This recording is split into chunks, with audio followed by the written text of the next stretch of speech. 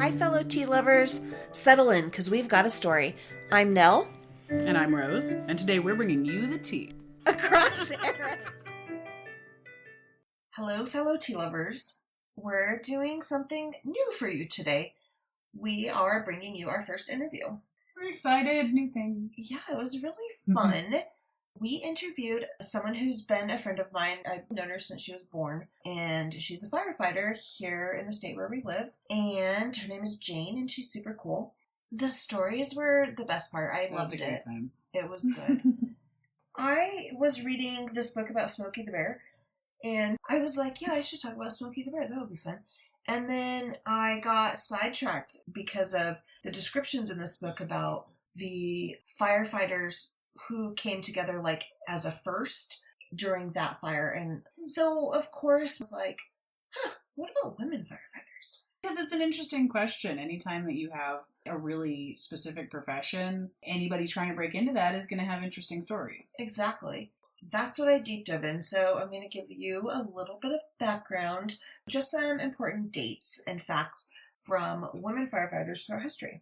The first important person in firefighting that I'm going to talk about is a lady named Molly Williams. She was a woman who was held as a slave in New York City, and she's been listed as the first firefighter who was a woman. So the person who was the owner, gross, he was a man who, quote, liked to dabble in volunteer firefighting, end quote. So they were, in the 1780s, they were at the Oceanus Company number 11. Okay. Yeah. So some documents, it says that he would bring her along in the beginning sometimes to be the cook. Okay. Yeah. In the winter of 1818, a blizzard struck the city. Coincidentally, all the volunteer firefighters were out with the flu. A fire broke out. Molly was the only one at the firehouse who wasn't sick, so she pulled a manual fire pumper to the fire. And those things take strength. Yeah. The pumper had to be pulled to every scene to deliver the water. Mm-hmm. And so that act of heroism gave her the nickname Volunteer Number 11. And today, there are over 500 Black women working as career firefighters and officers in the U.S. In the 1910s, there were women volunteer fire companies in Maryland and L.A. And then in 1936, Emma Vernell became the first official female fighter in New Jersey after her husband died in the line of duty. In 1942, the first all-female forest firefighting crew in California was created. And in the 1960s, there were all-female firefighting companies in California and Texas. During the summer of 1971, an all-female Bureau of Land Management firefighting crew fought fires in the wilds of Alaska. Oh, wow. Yeah, isn't that cool? In 1973, in the Winston-Salem Fire Department, there was also an all-female United States Forest Service firefighting crew that fought fires in Montana in 1971 and 1972. So, over 100 years after we had our first paid male firefighter, a lady named Sandra Forcier became the first known paid woman firefighter, excluding forest firefighting, in the U.S. You know what's interesting to me is how late in the game it became a paid position. That's not something I realized. Me neither, but I was surprised. Firefighting was very volunteer for a very long time. I mean, on a certain level, it makes sense because it's a common good that is universally recognized, like man, fear, fire. That's a pretty basic thing that if you're going to be living in a community that you need to address. The first woman to work solely as a paid firefighter, outside of forest firefighting again, that was a lady named Judith Livers, and she was hired in Virginia in 1974. But listen to this. In Great Britain, the Girton Ladies' College had an all-women's fire brigade from 1878 until 1932. Oh, wow. In 1887, it was reported that the women employed in a cigar factory in Liverpool had been formed into a fire brigade and had effectively extinguished a fire in their factory, which should not have been left up to them, but was. That's that whole self-preservation instinct again. Yeah. That's just... Yeah. Young women who lived in boarding houses in the UK were taught fire drills, which did not include things like hiding under your desk, lining up in the hall, or meandering out to the playground. Mm-hmm. They were taught proper ones. It included high rescue ladders. Oh, wow. A little nerve-wracking, but also super cool. Very awesome. But yeah, no, that's nerve-wracking. Right. The other day I was looking around my house and I was like, do I own a fire extinguisher? We have many, but that's very job specific. Yeah, your partner... My partner is a fire juggler, so we have any variety of fire extinguisher you could possibly imagine. I ordered one. Good. Yeah. Good. Yeah, I know, have right? fire extinguishers, people. And make sure they're in date. Yeah. Because once you don't have a landlord checking that, it goes to shit. Yeah, and you're also supposed to sleep with your bedroom door closed, which we'll talk about in our interview. Yes, that is not a thing I knew. I won't ruin the interview, but that is a very interesting point. I'm honestly, thinking I should put a doggy door in my bedroom. So, back to the ladies. During World War II, a lot of women served in the military and civilian fire services, primarily in the UK, Austria, and New Zealand. The first woman firefighter in the UK was a lady named Mary Joy Langdon, recruited in 1976.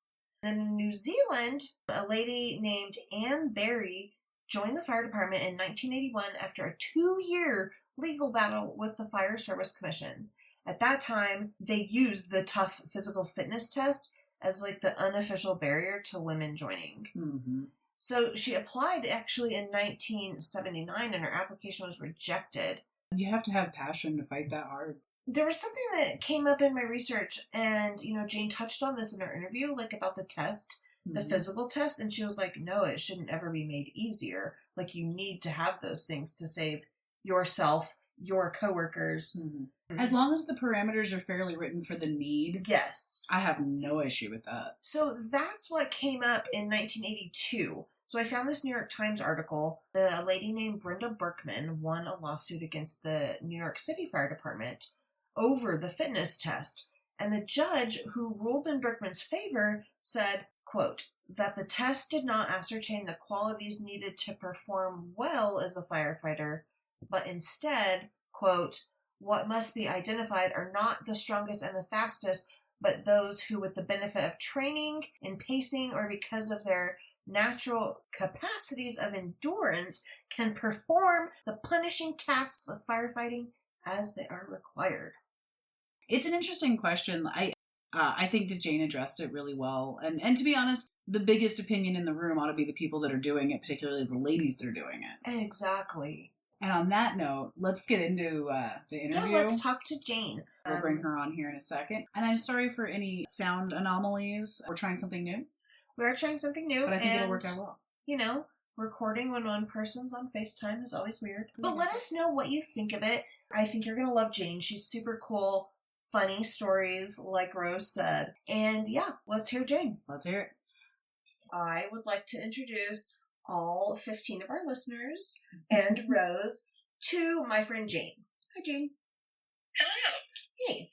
Thanks for coming. Yes, thank you. You are our first interview. Very first so ever. Exciting. Oh, very fun. Thank you. Yes, we're very happy to have you. So, tell us about yourself. Your career, your background in it, the other jobs you've had. Tell us all the things. All the things. All right. Well, Jane here. I am currently a firefighter. My official title is a lieutenant paramedic. Hey. I am what they call an officer, so I'm a supervisor within the fire department. I've been with the fire department for 10 years. It's already been 10 years? Paramedic. So a long time. It feels long.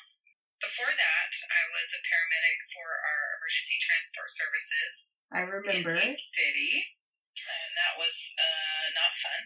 But I did that for 3 years. And then before all of this, I used to work at Baby Gap. I remember Baby Gap. That's right. I worked at Baby Gap. Yeah, for 3 years. I loved it, actually. It was really nice. Retail, though, is not so fun. And restaurants before that. So yeah. As an EMT, tell us your position now. How is that different from your previous EMT job? Well, if you run an ambulance service or transport service, you run all medical calls. I did 911, so we ran 911 calls. And then we also did hospital transfers. But then my job now, I am also a firefighter. And so we also do firefighting, like it sounds, and wildland firefighting. And then we also also do rescues. So we do vehicle rescues for motor vehicle accidents. We'll do that. Okay. We also do mountain rescues or rescue operations to recover people or rescue them off wherever they are. Ditches, mountains. We can talk about this more later, but I didn't even think about mountain rescues when I was thinking structure fires versus wildfires. That's a whole other thing. Yeah. Yeah, so we laugh because they're like, oh, you need to know how to do that. You need to know, like, they literally are telling us, oh, you need to know how to do pretty much everything. Yeah. Just in case you encounter it, because people call 911 for all sorts of things. And for some reason, we're like the toolbox that they're expecting to come. We're supposed to know how to do everything. So, how did you get into this career? Was it a calling? So they actually have paramedic school. Okay. And it's a 2-year degree. So you have to get your prerequisites, and then it's just a 2-year. You can do 2 years. There's also a bachelor's in it, but I actually have an associate's in paramedicine, and then I have a bachelor's degree in emergency management. So I have 2 different degrees for that. But nice. My sister is a nurse, and she was a nurse at the time at the hospitals, and I didn't know what I wanted to do, and I knew I was interested in medical. My original degree was a biology education degree, and then that's when No Child Left Behind got put in place. And I was like, never mind. I killed a lot of careers. I can't imagine teaching, period. Yeah, teaching was not for me. So then I decided that I need to get in medical field, and that's when my sister's like, just go get your EMT license and get a job in the hospital, then see what you want to do. You sounded I exactly took like my class her. and I fell in love. So Okay, that's good. And at the time, it was taught by 2 firefighters, and both of them were like, you need to get in the fire department. And I had one senior guy who is close to retirement, and he was a paramedic, and he goes, you have a great attitude for a female. You need to get in the fire department. Like, oh, okay. At the time, I didn't know what that meant. Right. But now I understand, and I'm glad he encouraged me, because then that's the first time I ever even thought about firefighting. Right. Like, it never even occurred to me that was a thing for even a possibility. So, what was your path into firefighting? What were all the steps? I did took my EMT class, and then I went straight to paramedic school. That is not usually the case. People like to go get experience doing medical stuff, or they go for longer schooling between then, but I just jumped right into paramedic school because I loved it, and I'm good at school, so I did that. And then I worked for the 911 service here. And while I was working that, I worked out of one of the fire stations 1 day a week.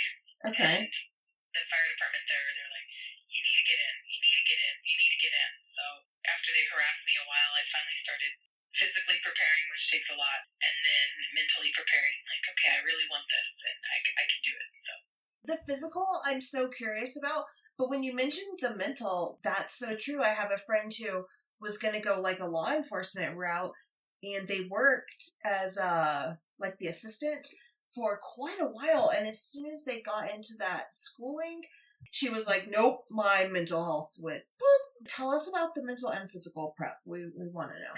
Physical, you do have to have like really high cardio endurance, because that's a major thing. I mean, of course, be strong, but like really cardio endurance, because you're for the testing to get in, and throughout the training period, you are constantly under weight of stuff, moving around heavy stuff, and so it's really the endurance you have to be able to withstand all the training, and then strength. Mm-hmm. So for me at the time, I was running a lot. I'd run almost every day, and 5 miles a week at some point, do a 5-mile run, and then I was doing weightlifting a few times a week, and then jiu-jitsu almost every other day. So that's amazing. Yeah. It's a lot of training. Yeah. Okay. And then on specific stuff for passing the test, which is usually CrossFit is very efficient in making you ready for it, because it's very functional movement, and you're going to be moving around a lot of equipment all the time. So it makes you prepared for those movements. Okay. Yeah. That's a lot. I find myself being a person who's not that dedicated to anything, so. Yeah. Particularly exercise. And that's where the mindset has to come in. Right. Like the mental shift, because that's what I tried 1 year, and I did not make it. I was 30 feet from passing. Oh. And then the last leg of all the testing is dragging a 170-pound dummy 100 feet. And I was 30 feet from passing the line and passing the test. That just stings. It was very disappointing. Yeah. Very strong. I was going through some health stuff too, so I realized I had to take that into consideration. And I tried out again next year and passed it. But the mental shift that you have to have is not like, oh, I'll try and see. It's, I'm going to do this and I'm going to make it because I want it so bad. And if you don't have that mental, like, drive, you're not going to make it, male or female. Like, males easily can pass a little better, like, I'll try that. Oh, yeah, I could do this stuff. But, like, a female, you definitely have to have, it's mind over matter. You definitely doubt your body, and your body's going to doubt you. So you have to tell your body. I always tell the girls who try out, I go, you need to tell your body to shut up, and you can do it. Okay. Because it's going to tell you you can't the whole way, but you can do it. Your brain is going to have to override your body. Okay. And they're like, okay. And they always see what I mean when they're doing the test. They're like, oh, yeah, your body wants to quit. And I go, yep, but you can't, so. Do you watch the TV show Alone? Yes. Oh, my gosh. Same I vibe. love that show so much. Yes, we love it. Yes, me too. And it's like half of it is like, most of them are like doing really well. But they're like, oh. They like can't do think this about anymore. their I'm too kid, alone. and they're all, I miss my kid, I'm doing it for him. And the next day they're like, I miss my kid, I'm going home. Yeah. Yeah, as soon as they mention the kids, it's over. I never imagined that the mental load would be what knocks so many of them out, but it really is. Yeah. And that's what we teach now, like the females. Like, you have to have your head ready to go because it's going to be more challenging for you. And why is that? Just, I mean, we're smaller in stature and we're built different. A lot of the strength stuff sometimes is arms and shoulder. Yeah. And we don't have that, you know, but anything legs, I'll kick your butt. So, Yes. yeah, consider that. There's a lot of lifting. I probably shouldn't tell on her, but my siblings' PT person was like, you have freakishly strong legs. You're all, yes. That's my complimentary mom's great. telling them. And that's what, like, I got by because I have strong legs, and women are just better at that. Like, okay, you have a task that they're like, oh, this is how you do it, and you use your arms and do this, and you use your shoulders, and I'm like, how do you incorporate your legs into this? Because that'll make it better. Right. I've never thought about using my arms and shoulders that much.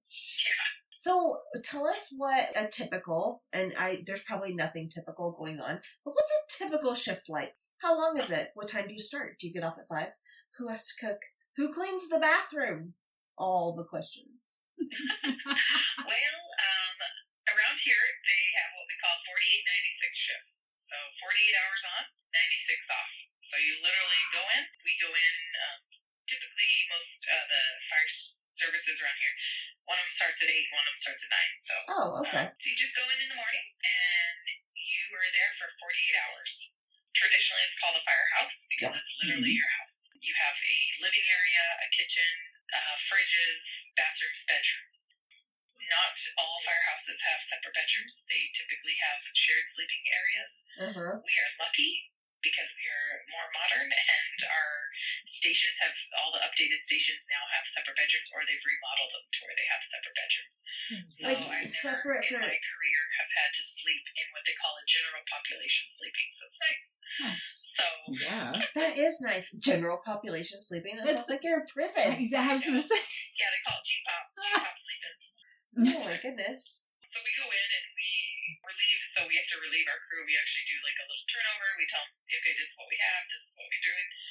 And so that there's always, it's consistency throughout the shifts. Like, there's never a firehouse unoccupied. You know, there's always a crew there. Nice. And always on duty. So that's like our standard of practice for most career fire departments.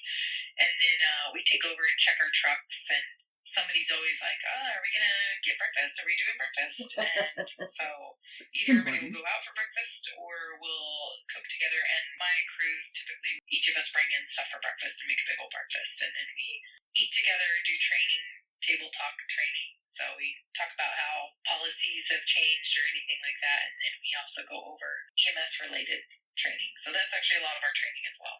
Okay. We go over medicine, procedures, things like that. Our days typically are pretty boring of training if we don't have any calls. Otherwise, we're responding to calls. Okay.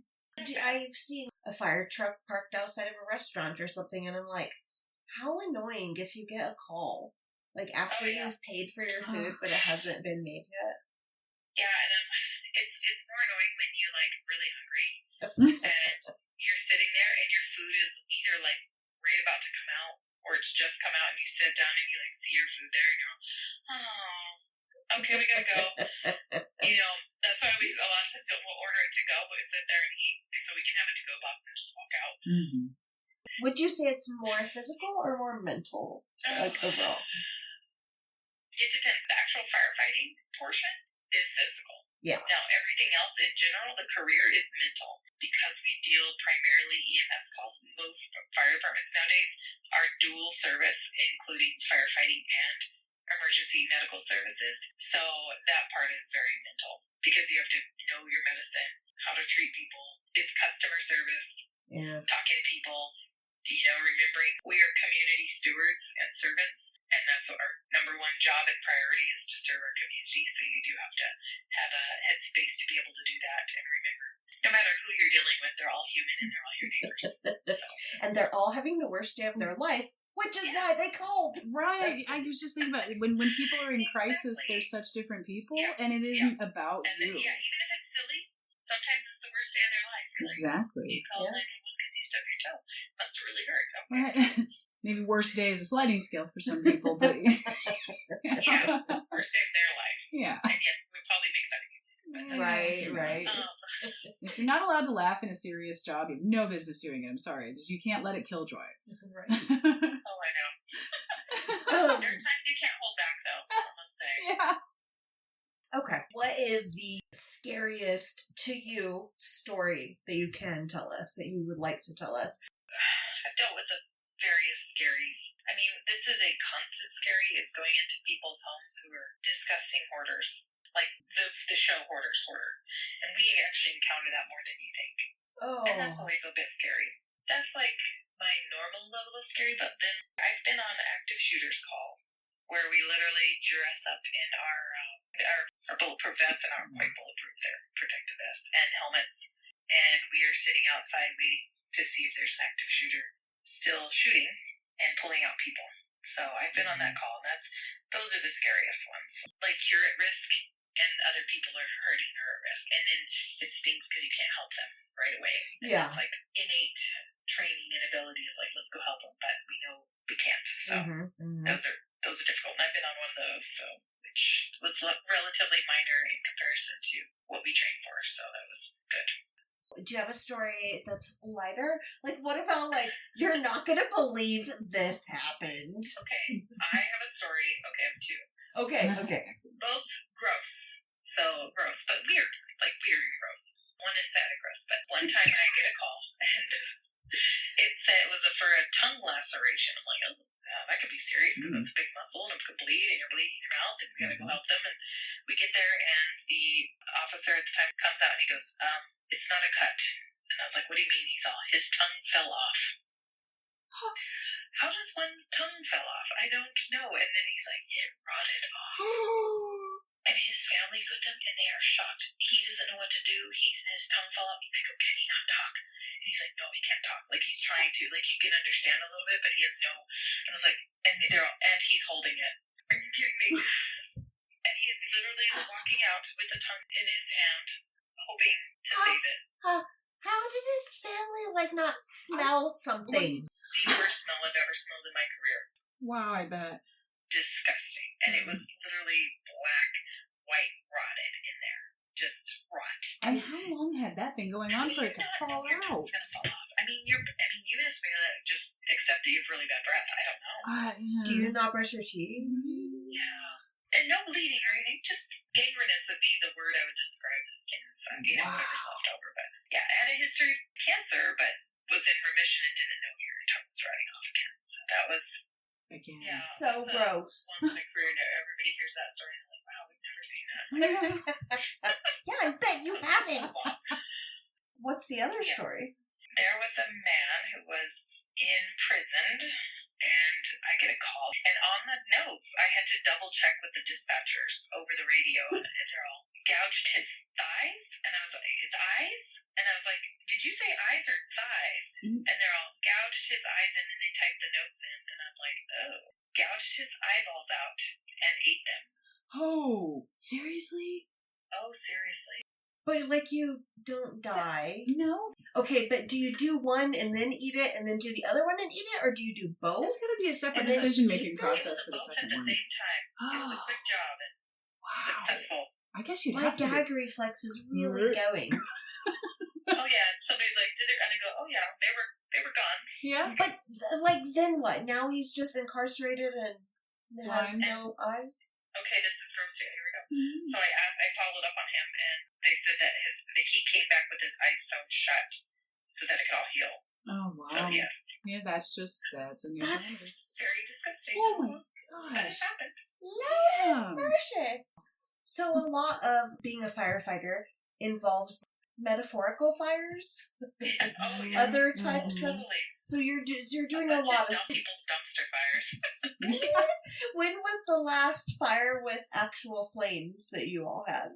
This last shift, we had 2 fire calls, but one of them was not legit, and the other one was legit. And we tried to beat the other fire engineer, but they beat us, and it was a car fire, so they only beat one. Oh, We literally were racing down the hill, and we see each other, and we're like coming the opposite way, and we're like, get there faster, because we do love fire. have you fought in any wildfires? You know, this part of the country catches on fire, 8, 9 months out of every year, I think? Yeah. So, Traditional, it's like monsoon. Extending that out nowadays. yeah. We don't technically fight a big wildfires. We call in the feds, and then we stay and support local 911 system. That makes sense. But I've had multiple, and especially where I am, there's large forested areas, and we get lightning fires a lot and have to hike out to those. Or the last house fire I had was just a couple months ago, and the house had burned down. It was an old and abandoned little trailer, but it had started the forest nearby on fire, so we were trying to secure all the nearby forestry so that it wouldn't go into the neighboring homes. So Goodness. yeah, so it happens pretty frequently. And nothing major and big around here, thankfully, but Yeah. we get involved in it. What do you think is the most common cause of structure fires? Oh my. Well, mostly electrical. Yeah. I think, and that's what you'll hear like the fire festival. We presume it's something electrical, and Oh. it's either faulty electricity, people plugging in the wrong things, or electrical that exploded next to something that shouldn't be there, flammable substance. So undetermined cause is what they say. Okay, settle a Reddit debate for me. Do you sleep with your bedroom door open or closed? Closed. Girl! Okay, tell us why. One, because I don't like people creeping up on me, but Do you mean your children? But for safety reasons. It's actually so there's a really cool agencies that study fire behavior very specifically. They look at everything, like how fast furniture burns, how fast your clothing burns, how fast it takes to do all this stuff. Well, that includes burning and then also the firefighting aspect. And so when they have looked at these studies, they look at closing doors, what they call flow path, the flow path of the air and fire and heated air. And if you close your door, you can have almost zero damage of smoke damage versus a room that's open is burned out. So you can save yourself from inhalation burns or inhalation problems just by closing your door. It actually buys you so much more time to sleep, to live. I want to live, but I have 5 dogs. I live alone. All the dogs sleep in my bed. Of course I don't close my bedroom door. Like, I don't even close the bathroom door or the shower door. And just make sure your smoke alarm's working. I do, definitely. Make sure your smoke alarms work, because that will give you the early warning. And then if you leave your door open, just be mindful that you have an escape route, because yours may be blocked. Most of the time you're going to wake up. If your smoke detectors work, they're going to detect it before your room fills with smoke. It's just going to be yuck, and then you just got to get out. So that's fair. Like, I would never leave my kids' doors open. They've learned to all sleep with their doors open. They're closed. Yeah. And they're going to live that way because I'm going to force them to. That's fair. Yes, I check my smoke detectors every time change, because one time I heard you were supposed to do that. So I do. Okay. How many other women have you worked with in your career and in your current location? Our department currently has anywhere from like 280 when I started a career, like actual firefighters. I think now we have like over 300. And there's at the most, I think, been maybe 12 women. It's typically around 3% to make up a fire department. And that's what they aim for. I saw some research. It was a report by the London Fire Brigade, and it said they found that girls don't think about becoming firefighters because the portrayal of women firefighters isn't like a huge thing. Generally in the media, there's a lack of information going out to young girls, and then unrealistic ideas about the role, which is probably like maybe what I just had. I was assuming that you probably spent 80% of every shift with your hose fighting fires. But I guess when I think about it, that does not make sense. Thank goodness. Right. Right. Do fire departments, do you have any reach out that's specifically for women and girls? Yes, we actually do. I worked on the recruiting team before and then while I was pregnant. So that's what I helped with. And we did specifically reach out to women. We actually hosted a women's training day where we taught them how all the aspects of the physical test and techniques, and then also gave them advice on mental preparation. And so cool. We have done specific female outreach. We are hoping to do more, even doing like women junior programs to teach women what it's like in the fire department and unveil the mystery of what it is like to be in the fire department and the daily activities, and that it is possible for women to do it, and not 100% physical all the time. That it does require a lot of mental, and encourage a lot of women, like a lot of our women right now are in paramedic school. Okay. So yeah, so we have stuff in place for that, and then we want to continue to pursue that because our numbers are still low. Yeah, and it has been very difficult to get women in.